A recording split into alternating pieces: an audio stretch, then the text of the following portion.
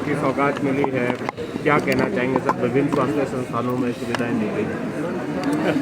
क्योंकि मैं इतना ज़रूर कहना चाहूँगा, देख पिछले लगभग साल सवा साल से हिमाचल प्रदेश में स्वास्थ्य के क्षेत्र में जो इंफ्रास्ट्रक्चर को स्ट्रेंथन करने की ज़रूरत है, ये कोविड का जब दौर शुरू हुआ पिछले 2 सालों से, और जो पीएसए प्लांट का जो लगाने का काम हमने हिमाचल प्रदेश में शुरू किया है लगभग सवा साल से, आप अंदाज़ा लगाइए 2 प्लांट हिमाचल प्रदेश में थे। एक आईजीएमसी शिमला में था, दूसरा टांडा मेडिकल कॉलेज में था। आज हमारे पास 41 ऑक्सीजन प्लांट हिमाचल प्रदेश में हुए हैं। और जो हालात कोविड के हैं, मतलब ये एक तरह का तीसरी लहर का जिक्र कर रहे हैं, और नया वेरिएंट हमारे सामने है जिसके बारे में कहा जा रहा है कि उसका संक्रमण बहुत तेज़ है, फास्ट है। तो ऐसी सूरत में हमारी तैयारी उस तरह से होनी चाहिए। इसलिए एक तो पीएसए प्लांट का हमने अच्छा हिमाचल प्रदेश में काम करते हुए 41 तक हम पहुंचे हैं, ऑक्सीजन की कमी ना हो इस बात को सुनिश्चित किया है। दूसरा, 2 जगह सिटी स्कैन जो लग करके तैयार हुए थे उनको समर्पित किया, चंबा मेडिकल कॉलेज में और नाहन मेडिकल कॉलेज में। और नाहन मेडिकल कॉलेज में डिजिटल एक्सरे भी दिया गया है। और उसी तरह से टांडा मेडिकल कॉलेज में भी हमारी सीटी स्कैन जो है वो आ चुकी है और वो चलना शुरू हो गई है, काम शुरू हो गया। लेकिन आज उसका इनॉग्रेशन नहीं कर पाया क्योंकि उसकी टेस्टिंग का दौर चल रहा था, तो इसलिए बहुत जल्दी उसको भी इनॉग्रेट कर देंगे। आईजीएमसी शिमला में भी हम बहुत जल्दी जो है वो पैट स्कैन के लिए जो हमने कमिटमेंट की है, उसकी फॉरेस्ट की क्लियरेंसेस का इशू था, वो स्टेज 1 की क्लियरेंस अभी तक हुई है, लेकिन उसके बाद स्टेज 1 के बाद उसकी क्लियरेंस जल्दी करने की कोशिश करेंगे। और हम इस बात को इंश्योर करना चाहेंगे कि पैट स्कैन के लिए हिमाचल से बाहर जो जाना पड़ता है हमारे पेशेंट्स को, वो स्थिति नहीं रहनी चाहिए। उनको ये सुविधा यहाँ पर हिमाचल प्रदेश में मिल सके।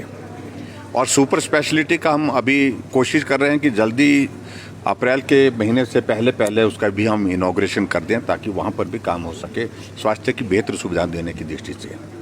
ऑल इंडिया मेडिकल इंस्टीट्यूट जून के महीने में बन करके तैयार होने वाला है। जून के महीने में अगर तैयार हो जाता है तो आदरणीय प्रधानमंत्री जी के समक्ष हमने आग्रह किया है, निवेदन किया है कि वो आएँ और इसका उद्घाटन करें।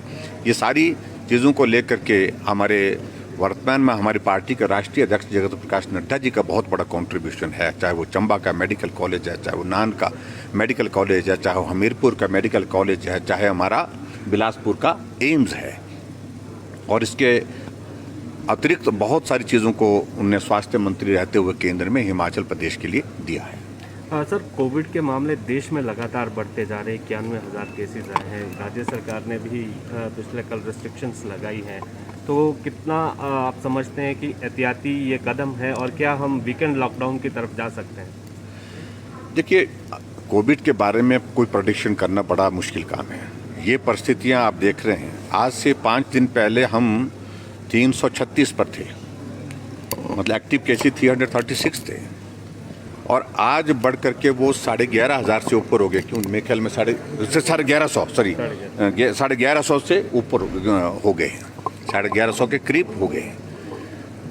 तो इसका सीधा संदेश है कि ये 3rd वेव जो है हिमाचल प्रदेश में भी प्रवेश कर चुकी है। ऐसी सूरत में हिमाचल प्रदेश में हमको ये सुनिश्चित करना होगा कि अगर इसी तरह मामले बढ़ते तो रिस्ट्रिक्शंस आने वाले समय में लगेंगी ही लगेंगी। फिलहाल हमने पिछले कल कैबिनेट की बैठक में निर्णय लिया, जिनका मैंने जिक्र किया। सोशल गैदरिंग पर 50% जो टोटल जो कैपेसिटी के आधार पर हमने निर्णय लिया। मंदिरों में जो लंगर चलते थे उनको बंद कर दिया। चाहे वो शादियों की बात है, उसमें सोशल गैदरिंग्स को रिस्ट्रिक्ट करने की दृष्टि से हमने कदम उठाया है। और इसी तरह से चाहे हमारे क्लब है, जिम है, हमारे स्पा है, स्विमिंग पूल है, उन सभी में बंद किया है, मतलब वो सारे हमने बंद कर दिए हैं। तो इसके अतिरिक्त और कोई रिस्ट्रिक्शंस लगाने की अगर आने वाले समय में ज़रूरत महसूस होती है, 2-3 दिन 4 दिन के अंदर हम इसको दोबारा एक बार असेस करेंगे, उसके बाद अगला कदम उठाएंगे। बाहरी राज्यों से टूरिस्ट भी जो है नहीं, टूरिस्ट आएंगे, अभी टूरिस्ट को रोकना उचित नहीं है। हम पिछले 2 सालों से टूरिस्ट को मतलब ऐसे रोक करके कोविड के कारण रोकते रहेंगे तो इकोनॉमी को भी बहुत बड़ा नुकसान होगा उसके कारण। ऐसे में सावधानी एकमात्र रास्ता है, जिसको वैक्सीनेशन में हम हिमाचल प्रदेश में बहुत बेहतरीन काम किए हैं, और जो अब 15 से 18 साल की वैक्सीन है उसमें भी हिमाचल प्रदेश बहुत बेहतर काम कर। हमने टारगेट किया कि within 5 days we will complete this target, जो हमको 4.5 लाख का टारगेट हिमाचल प्रदेश के लिए तय है।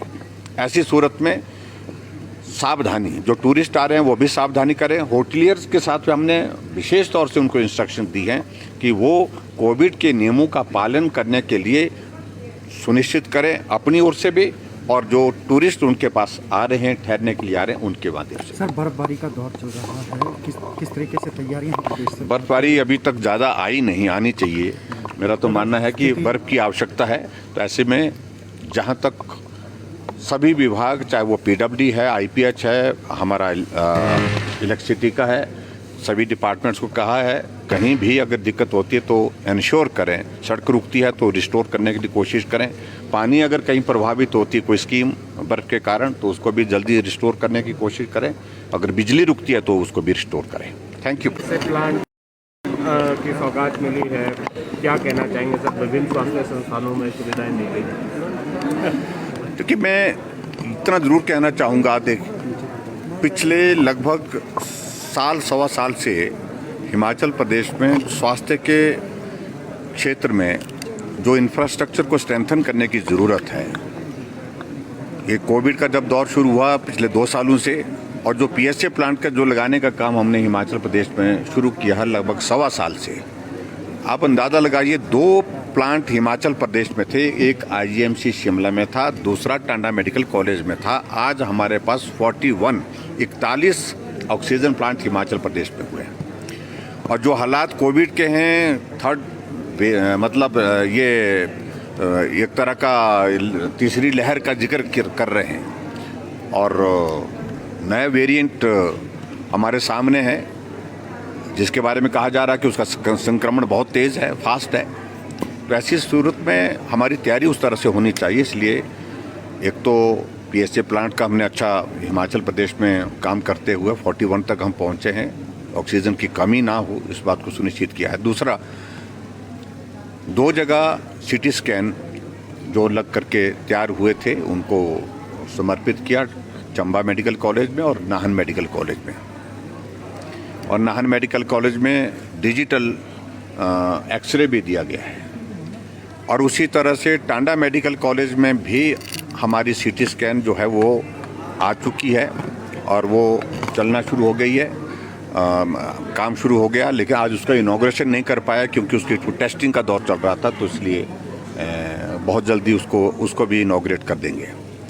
आईजीएमसी शिमला में भी हम बहुत जल्दी जो है वो पैट स्कैन के लिए जो हमने कमिटमेंट की है, उसकी फॉरेस्ट की क्लियरेंसेस का इशू था, वो स्टेज 1 की क्लियरेंस अभी तक हुई है, लेकिन उसके बाद स्टेज 1 के बाद उसकी क्लियरेंस जल्दी करने की कोशिश करेंगे। और हम इस बात को इंश्योर करना चाहेंगे कि पैट स्कैन के लिए हिमाचल से बाहर जो जाना पड़ता है हमारे पेशेंट्स को, वो स्थिति नहीं रहनी चाहिए, उनको ये सुविधा यहाँ पर हिमाचल प्रदेश में मिल सके। और सुपर स्पेशलिटी का हम अभी कोशिश कर रहे हैं कि जल्दी अप्रैल के महीने से पहले उसका भी हम इनॉग्रेशन कर दें, ताकि वहाँ पर भी काम हो सके स्वास्थ्य की बेहतर सुविधा देने की दृष्टि से। ऑल इंडिया मेडिकल इंस्टीट्यूट जून के महीने में बन करके तैयार होने वाला है। जून के महीने में अगर तैयार हो जाता है तो आदरणीय प्रधानमंत्री जी के समक्ष हमने आग्रह किया है, निवेदन किया है कि वो आएँ और इसका उद्घाटन करें। ये सारी चीज़ों को लेकर के हमारे वर्तमान में हमारी पार्टी के राष्ट्रीय अध्यक्ष जगत प्रकाश नड्डा जी का बहुत बड़ा कंट्रीब्यूशन है, चाहे वो चंबा का मेडिकल कॉलेज है, चाहे वो नाहन का मेडिकल कॉलेज है, चाहे वो हमीरपुर का मेडिकल कॉलेज है, चाहे हमारा बिलासपुर का एम्स है। और इसके अतिरिक्त बहुत सारी चीज़ों को उन्होंने स्वास्थ्य मंत्री रहते हुए केंद्र में हिमाचल प्रदेश के लिए दिया है। सर, कोविड के मामले देश में लगातार बढ़ते जा रहे, 91,000 केसेज आए हैं। राज्य सरकार ने भी पिछले कल रेस्ट्रिक्शंस लगाई हैं, तो कितना आप समझते हैं कि एहतियाती ये कदम है और क्या हम वीकेंड लॉकडाउन की तरफ जा सकते हैं? देखिए, कोविड के बारे में कोई प्रेडिक्शन करना बड़ा मुश्किल काम है। ये परिस्थितियां आप देख रहे हैं, आज से 5 दिन पहले हम 336 पर थे, मतलब एक्टिव केसेस 336 थे। और आज बढ़ करके वो 11,500 से ऊपर हो गए। क्यों, मेरे ख्याल में 1150 सॉरी 1150 से ऊपर हो गए, 1150 के करीब हो गए। तो इसका सीधा संदेश है कि ये थर्ड वेव जो है हिमाचल प्रदेश में भी प्रवेश कर चुकी है। ऐसी सूरत में हिमाचल प्रदेश में हमको ये सुनिश्चित करना होगा कि अगर इसी तरह मामले बढ़ते तो रिस्ट्रिक्शंस आने वाले समय में लगेंगी ही लगेंगी। फिलहाल हमने पिछले कल कैबिनेट की बैठक में निर्णय लिया, जिनका मैंने जिक्र किया। सोशल गैदरिंग पर 50% जो टोटल जो कैपेसिटी के आधार पर हमने निर्णय लिया। मंदिरों में जो लंगर चलते थे उनको बंद कर दिया। चाहे वो शादियों की बात है, उसमें सोशल गैदरिंग्स को रिस्ट्रिक्ट करने की दृष्टि से हमने कदम उठाया है। और इसी तरह से चाहे हमारे क्लब है, जिम है, हमारे स्पा है, स्विमिंग पूल है, उन सभी में बंद किया है, मतलब वो सारे हमने बंद कर दिए हैं।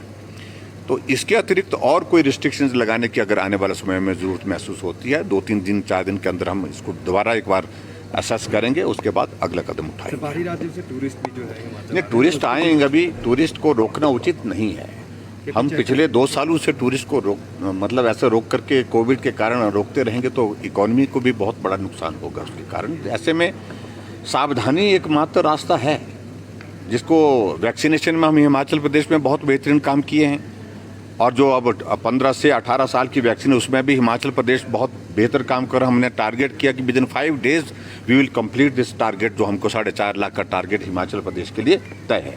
ऐसी सूरत में सावधानी, जो टूरिस्ट आ रहे हैं वो भी सावधानी करें। होटलियर्स के साथ हमने विशेष तौर से उनको इंस्ट्रक्शन दी हैं कि वो कोविड के नियमों का पालन करने के लिए सुनिश्चित करें अपनी ओर से भी, और जो टूरिस्ट उनके पास आ रहे हैं, ठहरने के लिए आ रहे हैं, उनके माध्यम से। सर, बर्फबारी का दौर चल रहा है, किस तरीके से तैयारियां हैं प्रदेश से? बर्फबारी अभी तक ज़्यादा आई नहीं, आनी चाहिए। मेरा तो मानना है कि बर्फ़ की आवश्यकता है। तो ऐसे में जहाँ तक सभी विभाग, चाहे वो PWD है, IPH है, हमारा इलेक्ट्रिसिटी का है, सभी डिपार्टमेंट्स को कहा है कहीं भी अगर दिक्कत होती है तो इंश्योर करें, सड़क रुकती है तो रिस्टोर करने की कोशिश करें। पानी अगर कहीं प्रभावित होती है कोई स्कीम बर्फ़ के कारण, तो उसको भी जल्दी रिस्टोर करने की कोशिश करें। अगर बिजली रुकती है तो उसको भी रिस्टोर करें।